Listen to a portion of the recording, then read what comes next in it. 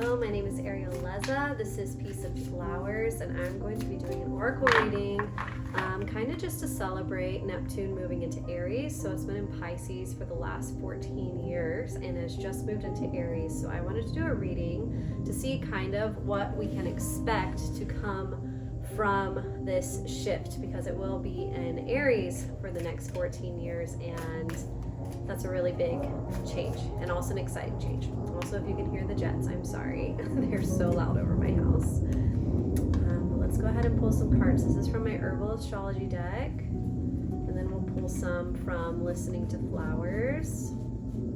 If you can't tell, I love flowers. And I talk about them a lot here, so they're my favorite. Okay.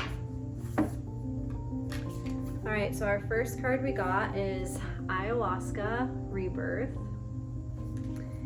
and then Blue Lotus Intuition, which I love that. Okay, and then we got Dragon's Blood Anima Mundi. So immediately what I'm getting from the Ayahuasca Rebirth. So I haven't personally done ayahuasca, but I have heard many experiences. And I know that when you take ayahuasca, it teaches you a lot while also helping you to purge a lot. And in order to have a rebirth, you always have to have some sort of purge. Energy is essentially emotions, and emotions are energy, and energy can't be created or destroyed, so it has to be alchemized. And sometimes to alchemize, we have to purge it so that it can turn into something else. And that's what I'm feeling. And this is very Neptune as well. It actually, ayahuasca is ruled by Jupiter and Neptune, so that's extra aligned. But I feel like with Neptune moving into Aries, we kind of have finished the purge of Pisces. Pisces is the last sign in the zodiac, and so as we've gone through the last 14 years, we've been going through a lot of karmic completions, a lot of karmic purging, a lot of karmic situations, and learning the lessons of that so that we can come into Neptune and Aries. And Aries is the first sign of the zodiac, so it's a brand new beginning. And I feel with the rebirth here, that's what we're seeing, is that with Neptune coming into Aries, we are going to be experiencing brand new beginnings in so many places. And I've already been feeling this so strongly even just in the last week. So I'm excited to see how that continues to unfold over the next couple of years. Then we have Blue Lotus, which is intuition, and I've worked with Blue Lotus a lot, actually, would recommend.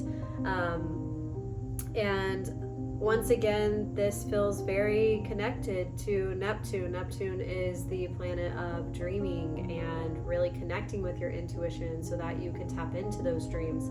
And I feel like with Blue Lotus and intuition coming up here, it's kind of saying like we're going through this rebirth now, and we will have to rely on our intuition to understand how to move through these new beginnings, because we don't have the answer.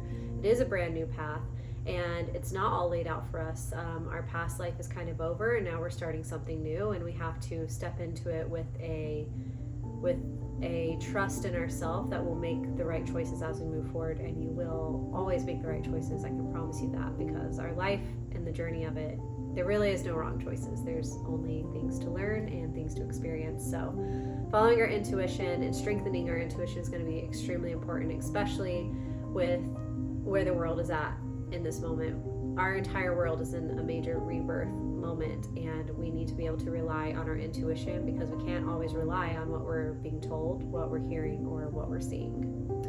And then the last one, Dragon's Blood. I actually need to look this one up because I don't know as much about this one. So let's look this up in the book. Okay.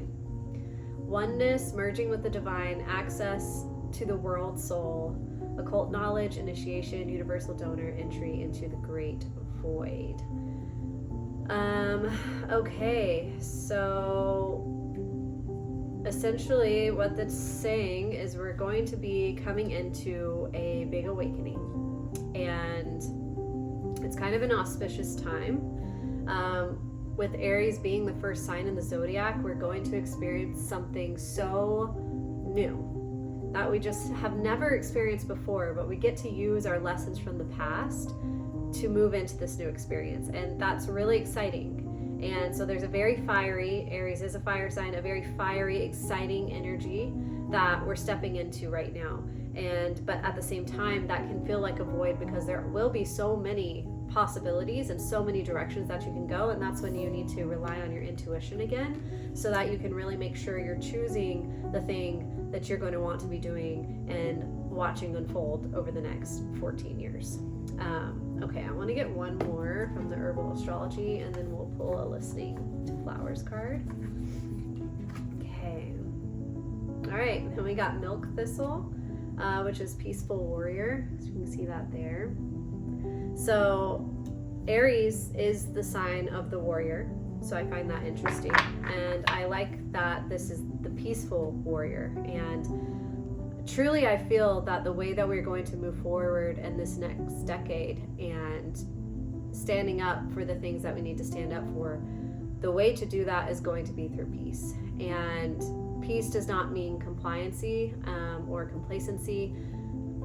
Peace, a peaceful warrior stands up for what they know and creates the life that they want to live and love within their own space, their own selves first, and then they put that out into their community. And when we are creating these peaceful, safe spaces for ourselves, and when we put that out into our community, that creates a ripple that changes the world. And that is how we are going to change the world, is by working on ourselves, creating that safe space within ourselves, and then creating that for the people right in our immediate communities, our neighbors, our best friends, our families. Once that ripples into that, those people are able to go out and they create their own ripple. And as you see, like, it just covers the whole world. And that's how we're going to move forward in the next decade, is we are going to change the world through peace. I feel that so strongly in my whole body. I literally have chills. Okay, so this was kind of just a short reading. I just wanted to do this for today. Neptune moving into Aries. Obviously still relevant since whenever you see this, because it's going to be in there for so long. But I'm going to choose a Listening to Flowers card, just kind of to set the tone for whenever you're seeing this. This is a card that you can use throughout the week. So really focus on this intention throughout the week whenever you come across this video.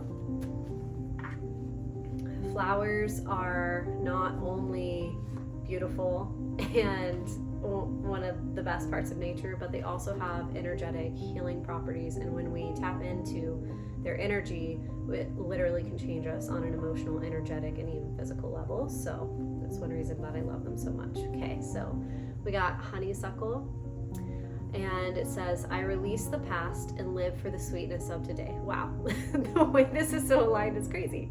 I include all of my experiences as part of my divine existence. My soul finds joy in this present moment. Well, that's the most perfect card for what we were just talking about.